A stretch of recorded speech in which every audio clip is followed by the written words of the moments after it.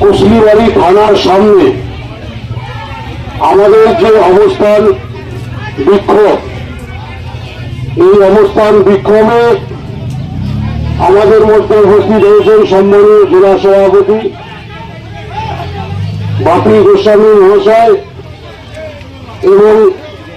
উপস্থিত হয়েছেন জেলার সহসভাপতি অনন্তদেব অধিকারী, তপন কুমার রায় সহ